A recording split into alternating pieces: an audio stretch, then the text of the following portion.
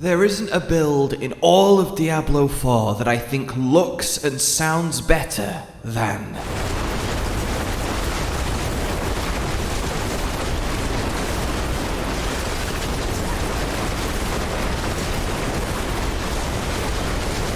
Beautiful thunder cracks, mixes of flame and shock exploding, and an all-round warm feeling knowing that every enemy near you, and indeed those 4 rooms away from you, are already dead because you cast one skill. Hello, my fellow sorcerers, and welcome to what I would describe as my guilty pleasure build. This might be my sleeper hit favorite of Season 2, past all the ball lightning shenanigans, little old charged bolts.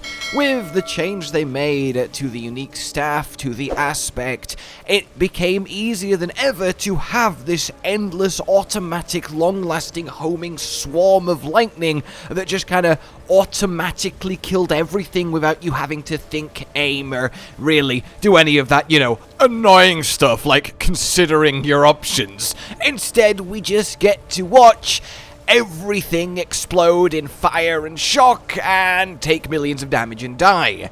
Bosses aren't too far behind, and while of course this build isn't going to boss as fast as meteor or ice spikes, it certainly gets the job done. And when it comes to speed clearing both the overworld tier 90 plus and potentially gauntlets, this really is in contention for the champion sorcerer build.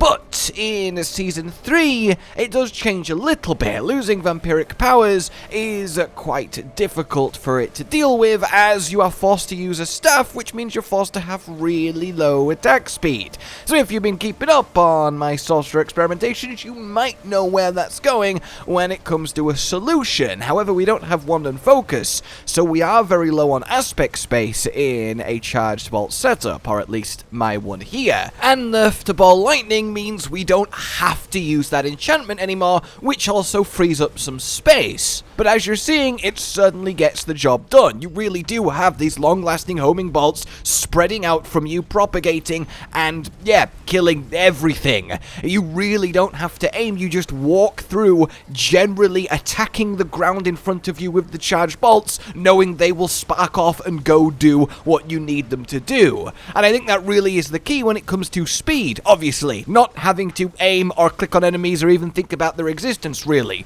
Just walk from the start of the dungeon to the end, knowing that everything will kind of collaterally die along the way, while nothing can touch you because you're permanently immortally barriered and they're all permanently stunned. I mean, just look at the final room of this 92 vault. Everything spawns in a ring around me and then just immediately stands there stunned until it gets blown up by the fire and lightning, the X-Files Charge Bolts combo. Because that right there is the heart of it. Charge bolts, out of every move in our arsenal, is, perhaps ironically, the best X-Files companion. Because you see, with the Firebolt enchantment, when you hit something, you of course put a stack of Firebolt dot on it. And you can see it ticking away, basically low numbers, whatever. The point is it's technically burning, and we love that synergy. But technically burning with lucky hit means it can explode with X-Files.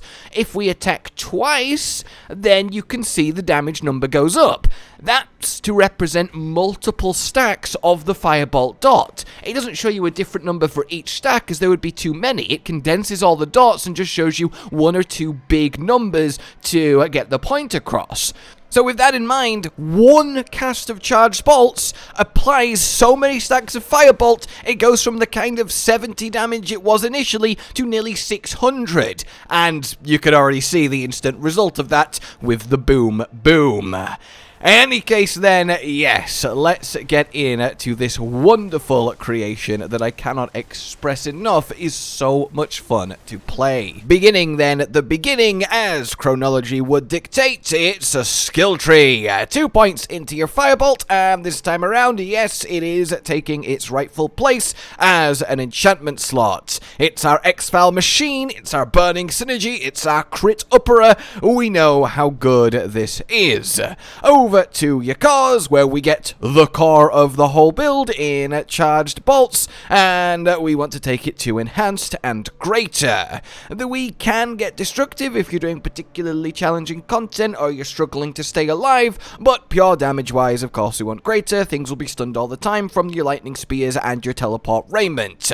Then we want to also get devastation and 3 in dominance, so it does 9% multiplicative more. Over to your defensives, the usual delicious duo of flame shield taken to shimmering and teleport taken to shimmering. Your emergency button, your Tibolt's triggerer, and your again Tibolt's triggerer, and your movement speed raiment grouper. Get all of your glass cannon because hey, it's free damage, and then 1 in attunement so we can reset the cooldown on these two and summon more ice blades, because yes, spoiler alert, our next and final enchantment slot is going to be ice blades, because we don't need it to be ball lightning anymore. We can be a little bit more flexible, and this is a much nicer way to get our cold damage stacks of Talrasha while also being our cooldown reduction engine, which we need because crackling energy is not going to be. So get said ice blades and take it to summoned for that cooldown sharing, and then also grab yourself lightning spear and take it to invoked for the mass auto stunning. This is a really nice duo to have, and you'll have so many of them up. Ice blades through the enchantment, lightning spear through unstable currents, so the amount of stacks of conjuration mastery you'll see is really damn high, and that's a lot of damage. The usual defensive duo of mana shield and protection, of course, perma barrier, and the DR is nice, and then we also want lucky hit, both for mana restore and mainly for X-Files pops, as many of them as we can get. Heading over to your mastery, where it's a very lonely devouring blaze only, as we don't need anything else from here. Then to our ultimates. Get the permafrost with 3 out of 3 Hoarfrost. The ice blades will be chilling everything, and that gives us a nice little 9% extra damage because of it. Get your ultimate in unstable currents and only prime for the attack speed. We don't need the crackling energy, so we can save the point. Then get coursing currents, 3 out of 3 in electrocution for the extra 15% DR, and then this point here is kind of a free point. You can put this sort of wherever you want. I've gone with movement speed just so, you know, we move faster and it translates to more crit with Esus, so that's up to you. Then the reoccurring secret sauce that is Esus Ferocity, but it's extra good in this build particularly because we're relying on X-Files damage a lot, and X-Files damage is the element that triggered it. In this case, it's your Firebolt enchantment, so it's fire, which means the fire critical and fire critical strike chance, yeah, that's powering up your X-Files, which is awesome and very noticeable. You will regularly get 1 to 3 million Esus crits, even more sometimes with this build, and then this lets us use the Ancient Flame aspect, which more than makes up for both using a staff and losing the Ravenous Vampiric power to really blast out those charge bolts with speed and get those firebolt stacks with speed to then get your X-Files with, you guessed it, rapidity. So, that is the skill tree for the... Over to the what's on your body side of things. Let's begin as usual with the gems. Critical strike to your vulnerable enemies in your weapon, health in your armor, and armor in your jewelry. Talking of aspects then, there's only a grand total of 3 because we don't have space for more. Defensively, you want either Juggernauts or Disobedience. You need that extra armor. Choose which one you prefer, either 100% uptime and a longer evade cooldown, or no penalty, but you are in danger of being randomly squished before you get your stacks up. In any case then, the required aspect number 1 is of course piercing static. If the charge bolts don't pierce, it doesn't matter that they last longer in home because they'll be absorbed by the first enemy they hit. We need them to keep going and going and going, piercing through and through and through, applying more and more stacks of Firebolt, X-Files, and damage in of itself. So yes, piercing static mandatory. Then lastly, on your amulet, you want that Ancient Flame. 75% attack speed. This is so slow. So speeding it up by 75%, yeah, it makes all the difference in the world. I cannot stress that enough, so get a high roll of it on your necklace.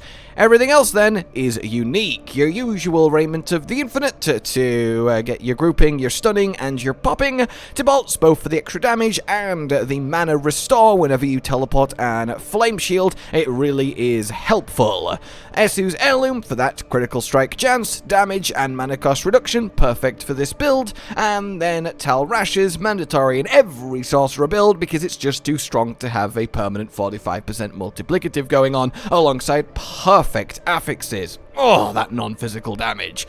Then the two real, core engine power pieces. Firstly, X-Files get that highest raw damage that you can get. This is the best I've found so far, and I am pretty pleased with it. And then, yes, Staff of Lamb Esen for that 300% longer homing charged bolts. This really makes such a difference. It can mean one cast of charged bolts can just repeatedly hit over and over and over again, stacking up damage in multitudes of different ways, and hey, the affixes certainly aren't anything to sniff at either. So when it comes to the actual affixes that you can control, I mean, there's only three pieces. Defensively, you want your cooldown reduction and percent total armor at a minimum on the helmet. The other two are up to you, but intelligence is always very good. Then on your gloves, you want very specifically ranks of charged bolts, your lucky hit chance, and your critical strike chance. The fourth can either be lightning critical strike damage or attack speed. That is whatever you happen to get. Then finally on your neck, you want your ranks of Devouring Blaze, mana cost reduction, cooldown reduction, and lucky hit chance. You can also have movement speed instead of the lucky hit chance, but I like the X-Files consistency in my personal opinion. So, let's talk then Seneschal. You want to be having the usual flash of adrenaline with 100% uptime thanks to duration support and tactical support, and then Genesis to take it from 20% multiplicative to 50%. I still cannot get over how strong this is. If you don't have Genesis, well then use any given thing you want until you do. On the other side of things, the usual Tempest, the premium, all I care about is consistent application of the tuning stones, and those tuning stones are efficiency in a critical strike chance for us, as we all are about critical strike hits, both from the X-File crits and the charge bolts themselves, resource to keep on top of things, because when we're attacking as fast as we are now with the Ancient Flame on the neck, yeah, you are gonna burn through mana, and you need all the help you can get, and thankfully the Seneschal is a lot of help. And then Evernight, if you have it, this is obviously brilliant. If you don't, well then anything that you want, probably Frost support, so you can get even more Hoarfrost uptime. When it comes to piloting it, it's honestly very simple, as most builds in this game tend to be. You want your Ice Blades and your Lightning Spear on cooldown, let them go do their thing. Teleport to fly through the dungeon, group your enemies, and then blast through them with a charged bolt, and then Flame Shield whenever you A, need to really not die right now, or B, need to refill on your mana, as when it makes you unstoppable, you do get a nice little top up, thanks to bolts, though I actually can't seem to get low enough to show you, because the mana efficiency of this build really is that good when Ancient Flame isn't triggered. In any case, yes, and then your unstable currents whenever there is a large group of enemies, or you are on a boss, or just because, really, it's going to be off cooldown most of the time anyway, so we really can just generally spam out the skills, which is always the best way to do the skills in a game like Diablo. In any case, I mainly just want to show off both the homing piercing and the Ancient Flame. So if we get to the boss, remember this slow attacking, and then suddenly, look at that. Is that not just awesome? And again, mana-wise, we're kind of on top of things. With your extra bolts from teleport and your fire shield, you really do get it going. And this homing, this piercing, you can see we don't even have to aim at the target to be killing it. Obviously, that's like halving our DPS, but it really does demonstrate the point of how just good this is at automatically clearing things. You essentially play this build by going through the dungeon, using everything, and just generally attacking forward like this. You don't need to aim, you don't need to care, you just move along, firing charge bolts, and they will handle everything for you. It really is that good. And when we have multiple enemies and everything is firing, well, you just see the fireworks quite literally go, and it's already dead. It's beautiful. Finally, lastly, but not leastly, the Paragon-y body. I'm sorry. Anyway, this time around we do want to get the resilience. We'll be nicely at perfect 70% all resist, which is what we need, and then we head up and right to your elementalist as per usual with the next elementalist as per usual. Get it all activated. This board will essentially always look like this unless something very weird is going on. Then up to our first next board, which is the Enchantment Master, the Heart of Sorcerer, and you want it arranged and pointed out like this, heading up to the right to the glyph slot to get reinforced for that DI with a barrier, which we always have from protection, and then down to elemental balance and over to elementalist. Then up and to the right to get this entire cluster with erudite, and then simply stretch up for ruinous. Now we want to head up and right into our next board, which will be our Burning Instinct board, in order to get all of that lovely flaming synergy that the Firebolt X-Files combo is giving us anyway. Head down to the glyph, which will be destruction. Crit damage is everything here, so we want to get every single bit of dexterity that is in range of the glyph, alongside both cinders and smoldering embers. We will then go up and right in order to get kindling, but mainly to pass through it and get the extra DR from elites and the extra armor, as it does help us keep alive in more challenging content. If you don't care about pushing nightmare dungeons, etc., you can respend these 6 points. In any case, then we head on down to the next board, which is going to be your Frigid Fate Vulnerable board. Arrange it so that Oppressive is in the top right here, and then we want to head straight towards it. Now notice very specifically I've gone through the dex instead of the intelligence. That is to activate a rare node later on, so do pay attention to where I've done little choices like this, because you will probably want to err on the side of dex. In any case, head through it like this, ignoring the middle one, we don't have the spare points, down to this dexterity, and initially we will go left to the glyph, which will be exploit for that extra vulnerable damage and just general damage too, and then grab the dex to activate it either side of chilling. Then head straight down through weakness all the way to the legendary node in Frigid Fate, and again I've got the dex instead of the int to grab it. Then we head over to the right, which is going to be our Static Surge. This gives us a lot of vulnerable uptime. Of course, it is one of the few times we can use this node now that they changed it to not work with the enchantment on Chain Lightning, which honestly is a huge shame. That was a lot of fun, and I really do think that was a mistake. But anyway, we want to head straight over to this intelligence here, then initially up to get the legendary node, and then we want to go down to this intelligence, down past this dex, left over to grab paralyzing for the extra damage to stunned and the extra mana. Then we want to go right to the glyph slot where Flame Feeder will be placed, and then we want to grab over an incapacitate for the extra damage to stunned, as well as the dexterity to both activate it, and then I've got a little bit extra just to power it up, but technically you can spend this 1 point anywhere that you want. Then we want to head down right here, specifically on the right side, not this left side, into our final board, which is going to be your Elemental Summoner board, basically just here to give us an extra active glyph, and it's the best choice for that. You want to head all the way down over here through Conjurer, arrange it like this, so Erudite is down right, and then this big straight line where we will place and activate Control, as we are chilling and stunning a lotting. Then get the dexterity to activate it, and we are done. That is your Paragon board for Charged Bolts in Season 3. A very lean, getting exactly what we need, and I really do like this one. So all that is left is to say, hey, that's it. Charged Bolts is looking very, very nice. I love the homing automatic-esque builds. I think it's very fun to just blast stuff out and let it handle it for you in a RPG like this, and it really does get the job done. I really enjoy Charged Bolts as a skill, which is is honestly something I never thought I would say, because in Season 0 and Season 1, I really kind of understand it's fine. I didn't like it that much. It was one of my least favorite sorcerer skills, but it really has grown on me. Now we can properly play it and see the results of it, thanks to both new items and buffs and changes. In any case, let me know what you would still like to see. Of course, we've got Firebolt to look at, a few other little hybrid builds, and then Gauntlet to prepare for eventually. In any case, like if you enjoyed this, subscribe and hit the bell for now. Consider supporting the future of the channel on Patreon down below, and until we meet again, a goodbye.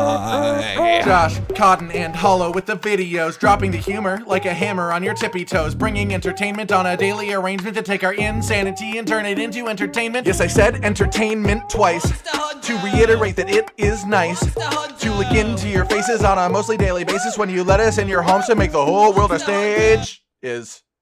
Goodbye.